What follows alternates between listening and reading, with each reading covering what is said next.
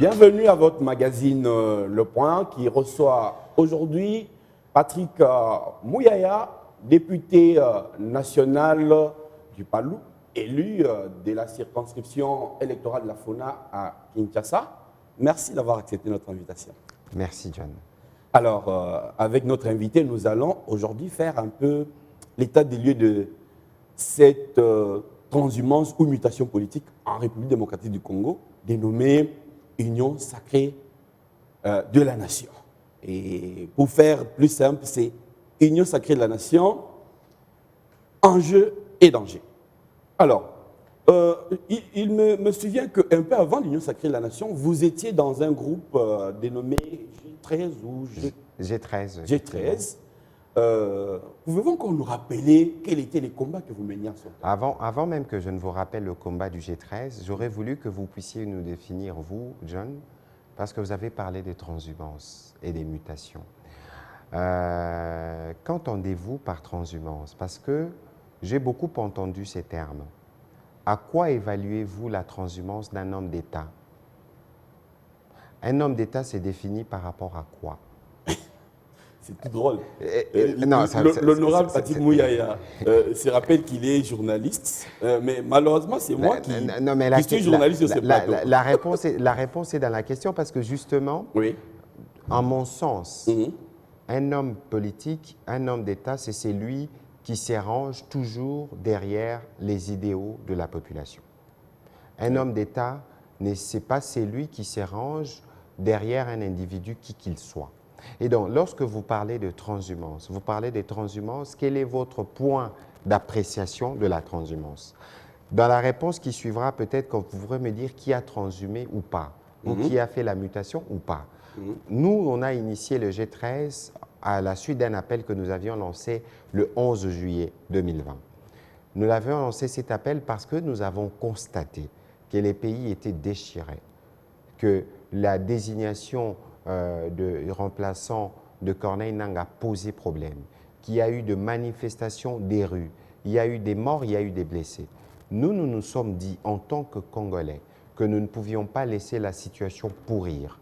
Nous avons lancé un appel à l'apaisement pour tous les camps, pour nous dire qu'écoutez, le Congo ne doit pas encore connaître des périodes troubles parce que nous voulons aller aux élections.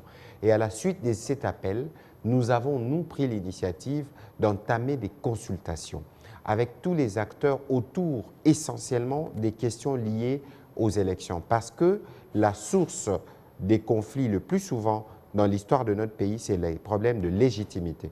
Nous avons estimé que, fort des expériences du passé, que les élections prochaines doivent se tenir dans un cadre serein. Nous nous sommes dit, tout le monde parle de réformes. Quelles sont-elles? Quelles réformes devons-nous faire? Nous nous sommes dit, on parle du fichier électoral qui coûte excessivement cher, ça prend pratiquement la moitié du budget.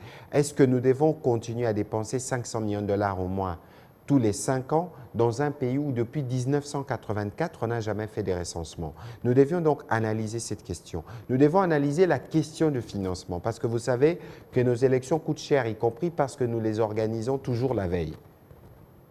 Et donc, quand vous organisez des élections la veille pour un pays continentale comme la RDC, ça vous coûte vachement cher. Et donc, c'est dans ces cadres-là que nous avions entamé, à la date du 28 juillet, des consultations qui nous ont conduits chez les présidents de la République, chez tous les principaux acteurs politiques de ce pays, Moïse Katumbi, Jean-Pierre Bemba et tout le reste, à l'exception de nos amis du FCC, avec lesquels nous n'avions pas eu de contact formel, mais nous avions eu des contacts informels et souvent ils nous répondaient par des communiqués. Et donc, pour revenir à votre question des départs, vous avez vu que nous, on a porté les idéaux qui ont été attendus du peuple, les programmes des réformes, et ceux qui n'ont pas souscrit à cette démarche-là, fort malheureusement, c'est aussi ceux qui sont aujourd'hui en dehors de l'Union sacrée. Et donc, si vous voulez parler de transhumance, il faut regarder plutôt du côté de ceux qui n'ont pas voulu mettre les intérêts du peuple au devant de leur action politique. Voilà. Oui, parce que, sans vouloir entrer dans une forme de polémique,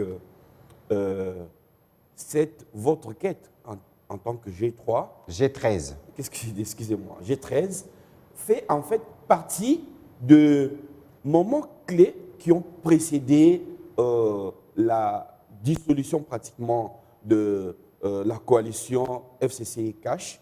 Et donc, aujourd'hui, on pourrait croire que c'était peut-être une sorte de ballon d'essai lancé pour tester. Non, ça veut dire que nous ne sommes pas aveugles, M. John Gomba. Vous tous aussi, toute l'opinion, voyez que cet accord ne marchait pas. Disons les choses franchement. Nous, on a eu le courage de le dire en premier. Et quand nous avions eu l'occasion de discuter avec le président de la République, nous lui avons dit, parce qu'au-delà de tout, le président de la République, c'est le dépositaire du pouvoir chez nous, c'est lui qui est le garant du bon fonctionnement des institutions. Et c'est à ces titres-là que nous l'avions eu. Nous lui avons dit, Monsieur le Président, vous devez prendre une initiative qui va dans le sens de nous fédérer. Parce que dans ce que nous voulions, les réformes électorales, vous conviendrez avec moi que les élections ne sont pas faites que pour la majorité et pour l'opposition au Parlement. Les élections sont faites pour tout le monde et que nous ne pouvions pas, après avoir connu des déboires à cause des élections de par les années passées, vouloir que les élections qui doivent venir après l'alternance soient des élections tout aussi contestées. Donc, notre démarche était une démarche justifiée. Et nous avons dit au président de la République, qui lui-même, sur base de son tableau, constaté aussi qu'il y avait des problèmes avec ses alliés. Et donc, il y a eu cette coïncidence des événements. Nous, nous sommes fiers d'avoir anticipé sur ce qui devait être fait, parce que si vous regardez les G13, c'est la forme miniature de l'Union sacrée. Dans les G13, vous y trouviez les FCC, vous y trouvez Cash, vous y trouvez nos amis de la Mouka. Nous étions tous là, non pas parce qu'on était FCC Cash ou la Mouka, mais parce que nous étions Congolais. Et il y a ceux qui se sont adjoints à nous qui étaient de la société civile. Nous nous sommes mis ensemble parce que nous avions regardé le pays. Et c'est ce même esprit qui guide l'Union sacrée. Il faut faire gagner les Congos. Et dans la victoire du Congo, il n'y a pas un camp qui doit gagner contre un autre. Non. Oui, moi je veux bien vous croire. Hein. Vous savez, au-delà de cet habillage idéal, très souvent on rencontre que parfois c'est simplement des intérêts privés. Mais bon, là n'est pas encore la question. La question c'est, pourquoi est-ce que la coalition qui était au pouvoir, selon vous, vous avez trouvé qu'elle était bancale, il y avait une majorité FCC, une représentation du Cash, et aujourd'hui, quand vous regardez, cela n'a pas énormément changé. Je veux dire, les membres du FCC, on le retrouve toujours dans l'Union sacrée. Les membres du Cash aussi. Peut-être qu'il y a eu une ouverture pour d'autres qui n'étaient pas dans cette coalition. Est-ce que c'était peut-être pas ça l'objectif? Non, dans l'Union sacrée, nous avions nos amis d'ensemble aussi et du MLC. Oui. La question, John, aujourd'hui, pour moi, le plus important, c'est l'avenir. Parce que bon, on ne va pas ressasser ce qui s'est passé, c'est ce qui a conduit à là où nous sommes aujourd'hui. Aujourd'hui, il faut regarder l'avenir. Parce qu'il y a encore des gens qui vivent, des acteurs politiques, je ne dis pas des gens, des acteurs politiques qui, pour eux, c'est une question d'actualité, qu'ils vivent très difficilement dans leur chair. Non, il n'y a pas de problème. Vous savez, la politique est une carrière par excellence de frustration. On n'est jamais content, nous tous, à tout moment, de ce qui arrive. Donc, il y a des gens qui doivent tirer les conséquences de ce qui s'est passé. Et nous tous aussi, d'ailleurs, nous devons garder des leçons. À savoir que lorsque vous êtes au pouvoir, vous êtes au service de la population et que vous n'êtes pas au service d'un groupe d'individus, que vous ne pouvez pas prendre en otage tout le devenir et l'avenir d'un pays parce que vous pensez que ce que vous dites, parce que vous disposez d'une majorité, c'est ce qui doit être, même si vous vous trompez. Je ne voudrais pas faire ces procès-là. Je voudrais regarder l'avenir avec vous. Le président de la République, quand il a parlé d'union sacrée, il a parlé de l'union sacrée qui concerne tous les Congolais. Il y a des personnes qui ont répondu à son appel durant les consultations. Ils étaient de n'importe quel bord. Aujourd'hui, John Gomba, vous aimez les foot sans doute. Dans le foot, lorsqu'une équipe ne donne pas des résultats, très souvent, on change de coach. Oui. On ne change pas les joueurs. Et lorsque le coach vient avec un nouveau système des jeux, la même équipe avec les joueurs qui perdaient donne des résultats. Ici, il faut considérer que nous sommes sans doute les mêmes, mais l'esprit que nous avons dans le cadre de l'Union sacrée est un esprit différent. Et c'est pour ça que moi, je pense que le plus difficile commence. Parce que, comme je l'ai dit dans une de nos rencontres avec le président de la République, le changement n'existe pas. Il n'existe que de preuves du changement. Aujourd'hui, l'Union sacrée doit démontrer qu'il est différent du FCC, des réalités que nous avons connues avant. Nous pensons que l'esprit que nous avons à ses débuts, c'est un esprit qui va se cristalliser bientôt et qui permettra à la population de dire, voilà, nous avions raison de croire à ceux qui nous disent que dans le cadre de l'Union sacrée, nous allons travailler à apporter des réponses à apporter des réponses aux questions de la population. Et donc ici, c'est cet esprit nouveau qui nous a guidés, notamment dans toutes les démarches que nous avions faites. Et aujourd'hui, nous espérons que dans le jour qui vienne, après la sortie du gouvernement, qui viendra se faire investir à l'Assemblée nationale avec le programme de l'Union sacrée, nous pensons que dans les mois qui viennent, nous pourrons démontrer que nous sommes effectivement dans une dynamique de changement pour le bien-être du peuple congolais. Mais est-ce que ce ne serait pas plutôt que le président de la République a quitté un camp pour aller retrouver dans un autre camp les mêmes problèmes?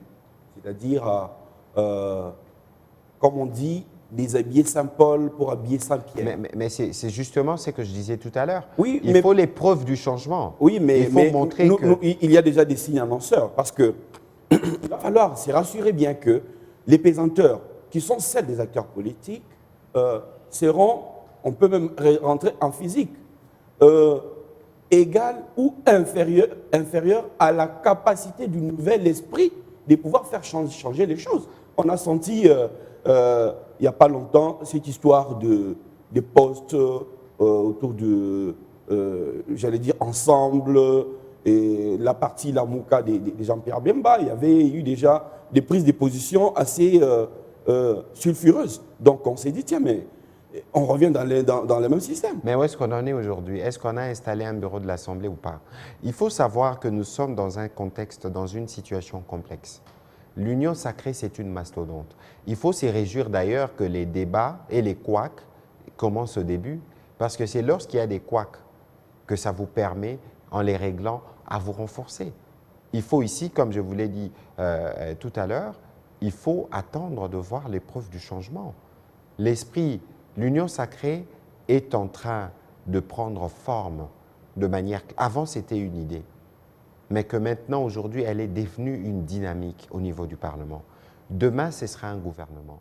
Le gouvernement qui viendra avec un programme. Après le programme, vous allez voir, d'abord par la taille du gouvernement, vous allez voir de par le profil qui seront alignés, et l'opinion pourra se faire lui-même une idée si nous sommes dans une dynamique de changement ou pas. Parce que évaluer l'Union sacrée à ces stades, c'est prématuré. Il faut attendre. On peut faire des projections, hein, parce que de toute façon, il n'y a rien de nouveau sous le ciel politique congolais. C'est des choses qu'on a déjà vues. Je ne suis pas sceptique, mais je voulais aussi voir les choses d'un autre angle. Est-ce que ce ne serait pas le président de la République, aujourd'hui leader incontesté de l'Union sacrée, qui veut s'arroger un groupe de gens malléables et disponibles à souhait? Ça dépend. Quand vous dites malléable et disponible à souhait, c'est pour quelle finalité? Parce qu'ici, John Gomboa, il faut que nous soyons clairs. Le président de la République a ses compétences constitutionnelles qui lui sont reconnues. Il répond au peuple. Comme nous aussi, nous sommes des élus. Nous répondons au peuple, nous sommes élus le même jour que le président de la République. Dans le cadre de ses prérogatives, il va faire sa part. Nous tous, l'objectif ici, c'est le bien-être du peuple congolais. Alors, lorsque vous dites malléable, corvéable à merci, pour me rappeler de cette phrase de l'histoire, si c'est pour les peuples congolais, je le serai toujours. Si c'est pour autre chose, je ne suis pas sûr que c'est ça la volonté que nous avons, nous, dans le cas de l'Union sacrée.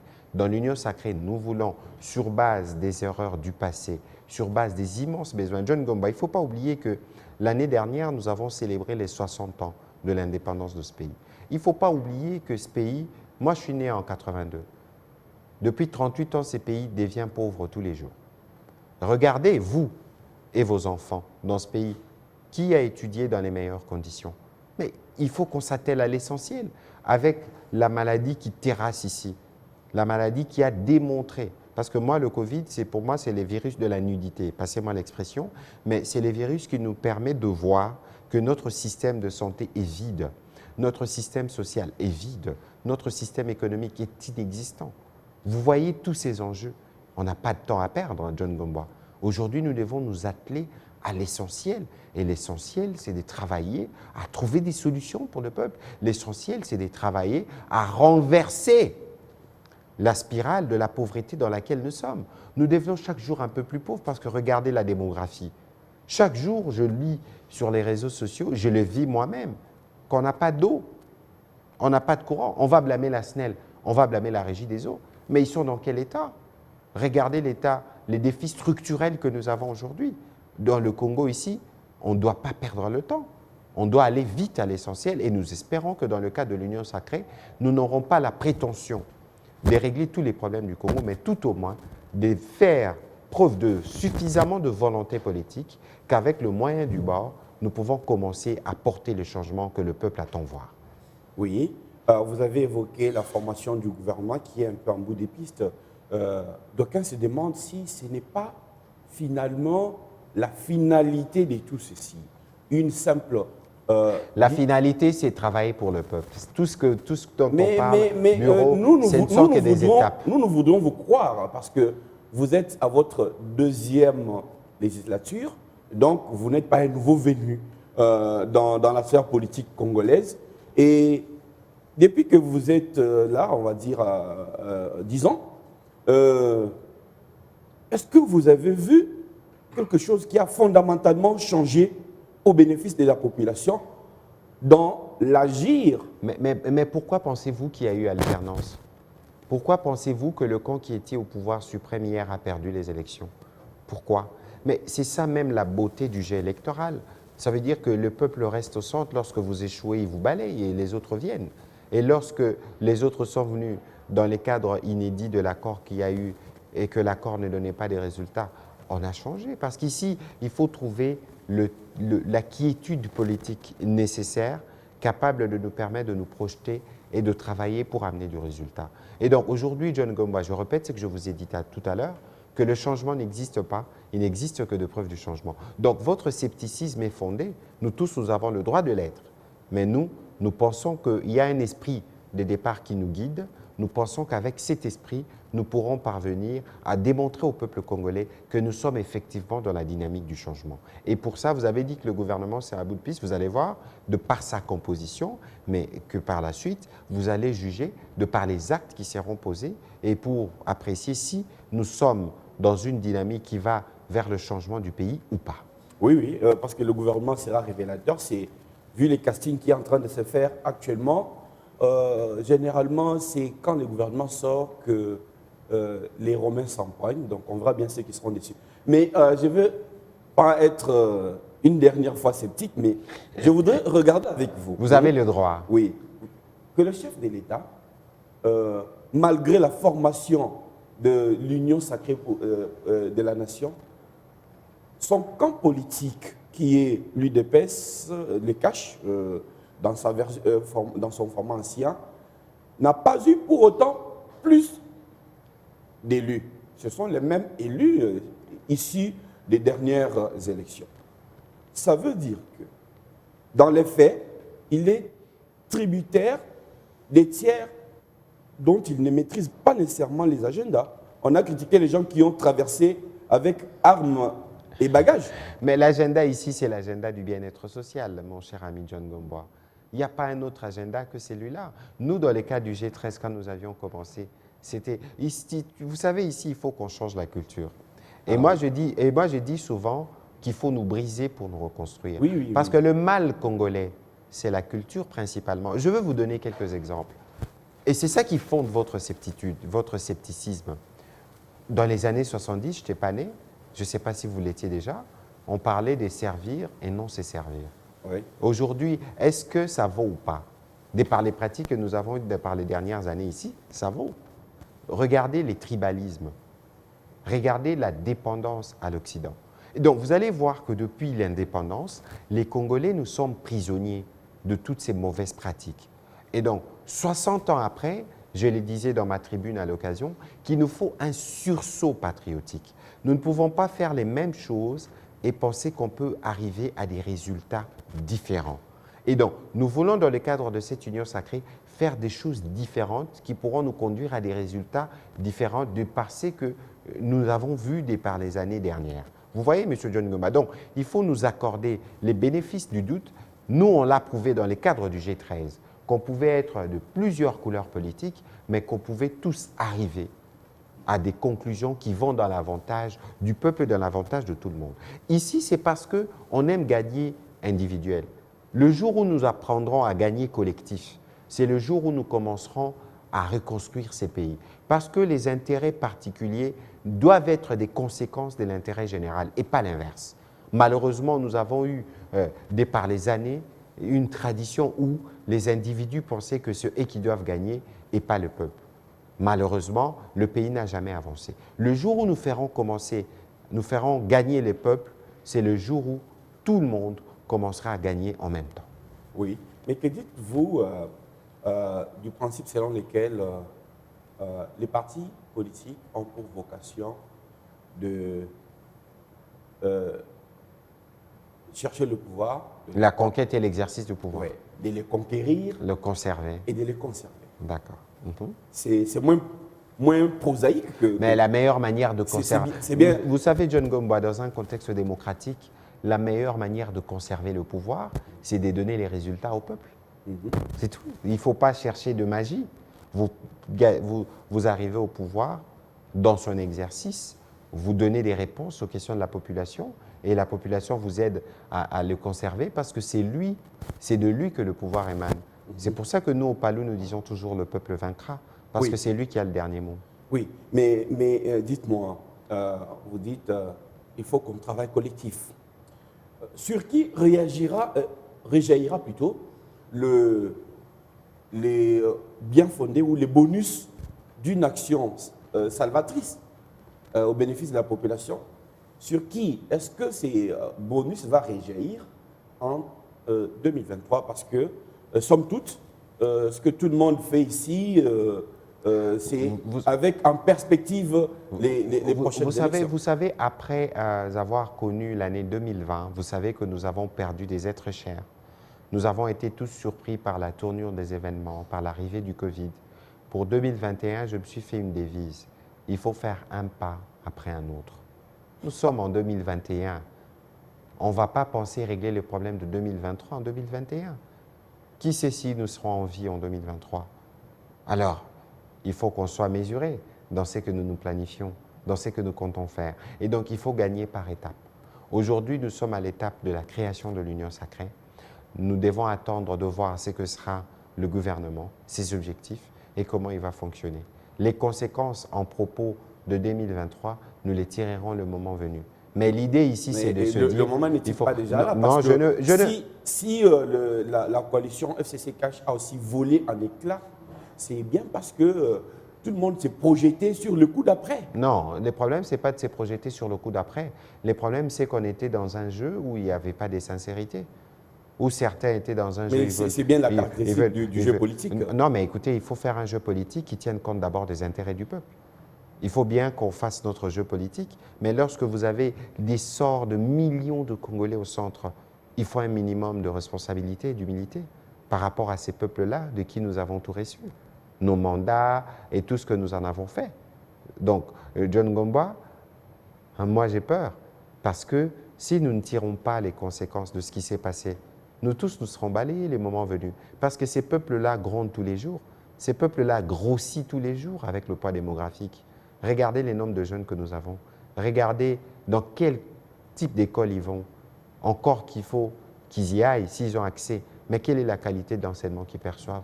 Comment ils se font soigner? Mais c'est peut-être vous qui vous en préoccupez. Encore que vous êtes juste là que député, élu et député national, élu d'une circonscription de Kinshasa. Oui. Mais est-ce que c'est bien le cas pour le reste des acteurs politiques? de Parce tout que même la population dont vous parlez n'est plus dupe.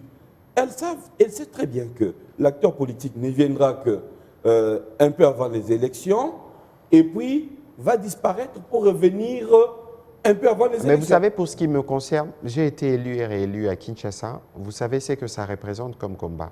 Parce que moi, dans mon choix, j'ai une relation de fidélité avec mes électeurs et des vérités.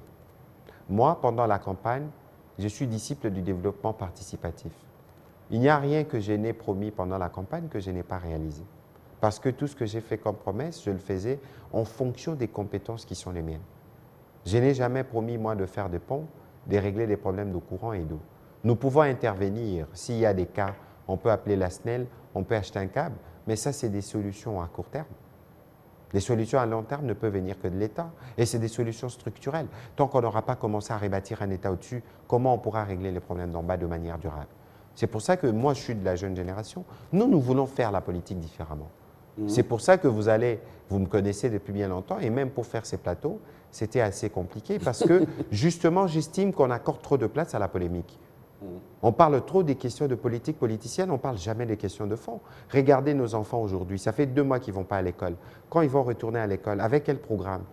Est-ce qu'ils vont poursuivre le programme qu'ils avaient? Est-ce que le ministère de l'EPSP est en train de réfléchir sur un programme particulier pour essayer de rattraper les temps perdus? Quels politiciens on parle? On parle de problèmes d'eau et de courant. Combien de politiciens, vous les recevez ici, peuvent vous donner la réponse sur notre taux des dessertes en énergie électrique ou de taux des dessertes en eau? Est-ce que vous avez des politiciens qui parlent de problèmes de fond? Non, parce que vous ne les nous mettez pas devant ces responsabilités. La politique se résume en un jeu de polémique. Je parle bien français, je vais pérorer devant les médias, demain on m'énorme parce qu'ici, il faut soit faire du chantage ou déjà aller pour se faire repérer. Mais c'est ce qui a conduit à la déchéance, à la destruction du système d'avant. Et si l'union sacrée ne fait pas preuve de changement par rapport à ça, il connaîtra les mêmes sorts. Ah oui. Et l'histoire On se va l'avoir répétera. à l'œil, hein. C'est pour ça que je vous dis, je le répète, et même au président de la République, je lui avais dit que le changement n'existe pas. Il n'existe que de preuves du changement. Il faut que, par les décisions qui seront prises au niveau de l'Union sacrée, que le peuple perçoive qu'il y a des changements. En 2 ans, John Gomba, les miracles n'est pas possible. Ce n'est pas en 2 ans qu'on va régler tous les problèmes du Congo. Non, encore que même un mandat ou 2 mandats ne suffisent pas pour régler les problèmes du Congo dans l'état dans lequel ils sont. Mais au moins, nous avons le temps de démontrer à la population que nous avons la volonté politique nécessaire de commencer à régler ces problèmes de manière efficace et durable. Et cette année, nous avons le privilège de diriger l'Union africaine.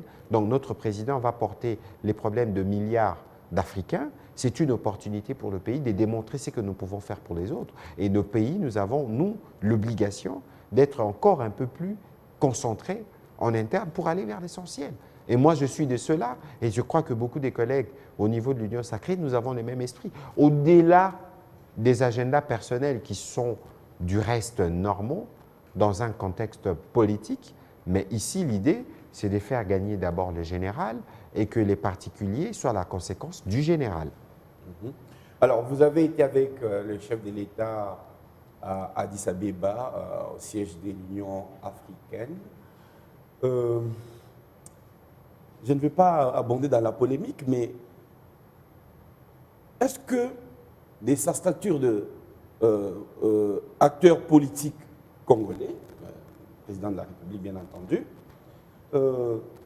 est-ce que l'Union africaine a une influence quelconque sur sa stature? Bien évidemment, parce qu'aujourd'hui, c'est lui qui va porter la parole pour les centaines de millions. Je ne sais pas si l'Afrique a déjà atteint les milliards des citoyens. C'est lui qui va représenter tous ses pairs. Dans les grandes rencontres G7, G20, c'est lui qui devient pour l'année le président de l'Afrique. Et nous avec lui. La dernière fois, c'était Mobutu en 1967. Ça fait 54 ans. C'est un motif de rayonnement. Mais le rayonnement ne doit pas se faire que pour la forme. Il faut un rayonnement dans le fond, dans la stratégie que le président va conduire.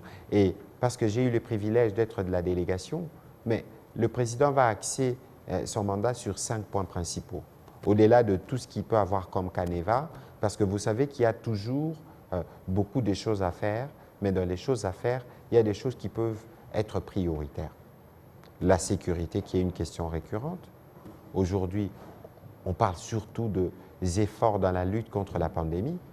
Il faut trouver des solutions africaines, il faut trouver des vaccins, il faut trouver la santé, c'est la priorité. Vous avez vu que toute l'économie mondiale est paralysée et prise en otage à cause de cette pandémie. L'autre question, c'est la ZLECAf. Aujourd'hui, il faut faire, si nous voulons faire de l'Afrique le premier marché mondial, il faut briser nos frontières, il faut casser les barrières. Ça va prendre 10 ans, 13 ans pour se mettre en place, mais il faut qu'on s'y fasse, qu'on s'y prépare. Aujourd'hui, la question, c'est les réformes. Le président Kagame a, à l'occasion de ce sommet, fait les rapports de travail de réforme institutionnelle qu'il a engagé de l'Union africaine. Parce que l'Union africaine ne peut pas être efficace avec 80% des fonds qui viennent de l'étranger. Les États africains doivent contribuer et le président Tshisekedi est déterminé pour que la RDC soit l'exemple des États africains qui contribuent à la marche de l'Union africaine. Ensuite, il y a les thèmes annuels, art, culture et patrimoine, l'évier pour la reconstruction de l'Afrique. Ça, c'est les thèmes annuels des activités qui se feront parce que nous devons trouver la force dans notre culture pour que nous puissions donner un nouvel élan au continent. Vous voyez que nous avons une tâche ardue pour laquelle nous tous nous devons nous mettre à l'ouvrage autour du président de la République et que nous, en tant que parlementaires, parce que nous devons jouer notre partition dans ce qui se fera, nous l'avons fait en ratifiant, en autorisant la ratification de l'accord sur la SLECAF, nous les ferons encore pour d'autres questions qui nous seront soumises à table dans un avenir proche. Oui, justement. L'accord sur la SLECAF et on dirait, a fait une sorte de passage en force au niveau de l'Assemblée. Passage en force, non. Il y a eu 330 votants pour. Oui, mais c'était déjà une des questions de la session extraordinaire. C'était déjà l'union sacrée, mais c'est quand même un accord qui laisse beaucoup de zones d'ombre, ne serait-ce que du point de... De mon point de vue, John Gomba, il n'y a pas des zones d'ombre. Il y a des inquiétudes qui sont fondées, parce que beaucoup qui parlent de cet accord ne l'ont pas lu non plus. La SLECAF ne se met pas automatiquement en place. On a autorisé la ratification. C'est un processus qui peut prendre 10 ans, qui peut prendre 13 ans. Encore que ce n'est pas tous les produits qui sont concernés. La question ici, l'inquiétude, c'est nos hommes d'affaires. Est-ce que nous avons la capacité d'être compétitifs? On a pillé ce pays depuis 1993. On a détruit les tissus industriels de ce pays.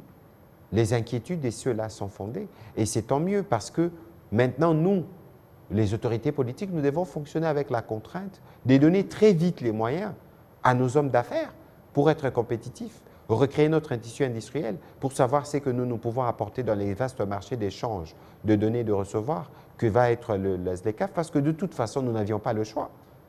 Tous les autres pays africains, ils souscrivent. Pourquoi nous, on restera en marge? Vous savez que le Congo, c'est les cœurs de l'Afrique.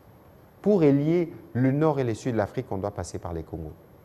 Nous devons faire, nous, les Congolais, un effort un peu plus que d'autres pour être sûrs que nous avons une industrie qui prospère, que nous construisons assez des routes pour nous connecter et faire passer les produits qui viendront d'autres pays du continent. Donc, il faut plutôt considérer ça comme une opportunité plutôt qu'une menace, une opportunité qui peut nous permettre de prospérer, de faire prospérer les autres. C'est la vocation du Congo. Bien, nous allons parler du PALU. Un ancien partenaire de Joseph Kabila. Aujourd'hui, à l'époque, les PALU l'avaient aidé à constituer la majorité présidentielle, si je me trompe. Aujourd'hui, les PALU se sentent-ils à l'aise au sein de l'Union sacrée de la nation? Quelles sont ses ambitions en tant que parti politique? Bon, écoutez, je ne sais pas quand vous parlez d'ambition, à quoi vous faites allusion, mais je crois que l'ambition ultime de tout parti politique, c'est de conquérir le pouvoir, l'exercer pour le bien de la population. Et nous, il faut regarder l'histoire du PALU. Le PALU existe depuis le 22 août 1964.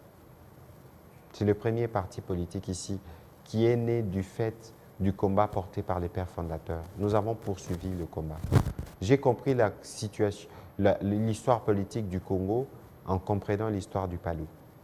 Et donc aujourd'hui, le PALU a été de tous les combats contre les colonisateurs, contre la dictature mobusienne et contre la pauvreté. Nous avons lutté pour la démocratie. Et les partis, l'autre parti, qui était le parti phare dans la lutte contre la dictature, c'était l'UDPS. Les PALU et l'UDPS, vous le savez mieux que moi, sont les principaux partis qui ont combattu pour l'émergence de la démocratie ici. Par la suite, il y a eu l'arrivée de l'AFDL. Par la suite, il y a eu les élections de 2006. Parce qu'il faut savoir que le PALU s'est lié à l'AMP ou au président Kabila du fait de la volonté du peuple. On a eu des élections Les Palus n'avaient jamais fait, avant 2006, partie d'un quelconque gouvernement. Non pas qu'ils n'en avaient pas l'opportunité, mais parce que nous ne voulions pas. On voulait retourner dans les gouvernements après un saut populaire. Vous avez vu les élections en 2006, le patriarche Antoine Gizenga, a d'heureuse mémoire, était 3e à ces élections. Et que nous avons fait un accord avec le candidat Kabila de l'époque pour gagner ensemble. Et nous avons, nous, dans les cas de cet accord, dirigé la primature. Et si vous regardez dans tous les mandats du président Kabila, vous pouvez prendre des comparatifs. 2001 à 2003, quand il arrive au pouvoir, il conduit bien le processus de transition. 2003 à 2006, on arrive à l'accord global et inclusif. Il y a le cas de vice-président, ça fonctionne bien. Mais la période la plus prospère que les pays ici aient connue, c'est la période 2006-2011. Lorsque Gizenga et Muzito passent à la primature, nous avons atteint les points d'achèvement durant cette période. Regardez les statistiques, nous avons doublé, triplé le budget. Nous avons organisé les élections dans le délai, parce que s'il faut les considérer comme aussi un objectif, les élections de 2011, nous les avons organisées sur fonds propres. Et donc, vous avez vu que nous avons mis le pays sur l'orbite du développement. Malheureusement, nos efforts n'ont pas été poursuivis. Après 2011, il y a eu des choix qui ont été faits aujourd'hui qui font l'objet des rapports de l'IGF. Je ne voudrais pas rentrer dedans, mais nous avons fait des choix qui ont été assez durs, de politique économique qui ont été assez difficiles, mais qui nous ont permis de franchir des étapes. Donc aujourd'hui, si en 2011 les efforts ont été bien poursuivis, les choses seraient mieux allées, mais bon, je n'entre pas dans ce débat-là. Donc aujourd'hui, dans les cas de l'Union sacrée avec l'UDPS, nous nous retrouvons parce que nous avons été au combat pour la démocratisation de ce pays. Et regardez, au Palou, on dit « le peuple vaincra ». L'UDPS dit « le peuple d'abord ». Donc vous voyez que nous sommes dans un même esprit. L'esprit aujourd'hui, c'est de travailler dans le cadre de nos retrouvailles au sein de l'Union sacrée pour que ces peuples gagnent, pour que ces peuples trouvent son compte. C'est même ça la raison principale de toute action politique. Il faudra bien que le chef de l'État consente à donner quelques postes au Palou, au sein du gouvernement. Non, la question, ce n'est pas de donner. Il n'est pas question des dons. Il est question d'être dans une coalition avec les rapports, comment dire, le poids politique de chaque parti. Parce que vous savez, des partis comme le Palou, le poids politique ne se résume pas seulement par le nombre des députés. Il y a le poids social ou il y a quoi? Non, ça veut dire qu'aujourd'hui, il faut regarder l'ancrage, il faut regarder le poids historique, il faut regarder la dimension symbolique. Je n'entre pas dans ça parce que malheureusement, la politique ici se résume dans un calcul pour des postes. Et ce n'est pas le calcul qui se résume à comment on règle le problème de pauvreté. Et moi, je ne veux pas faire partie d'une classe politique qui pense d'abord à des intérêts individuels. Vous savez, John Gomba, on a une très, très, très mauvaise conception du pouvoir politique ici. C'est pourquoi les pays n'avancent pas. Parce que les gens, quand ils regardent les ministres aujourd'hui, on pense que les ministres doivent devenir des financiers de partis. Et demain, vous allez vous surprendre que les ministres soient accusés de détournement. Pas du tout, ce n'est pas ça la conception. Si nous voulons faire fonctionner nos partis, ayant des militants comme nos Palous qui cotisent, qui peuvent contribuer au combat, et que le ministre, quand ils vont au gouvernement, ils vont travailler pour la République.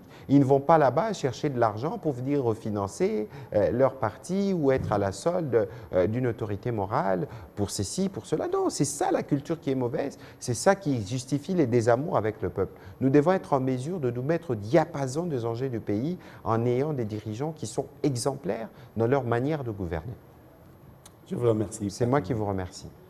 Merci aussi à vous, chers spectateurs. J'espère que vous aurez été satisfaits. En tout cas, prenez rendez-vous avec nous très bientôt et gardez votre fréquence. Au revoir et merci.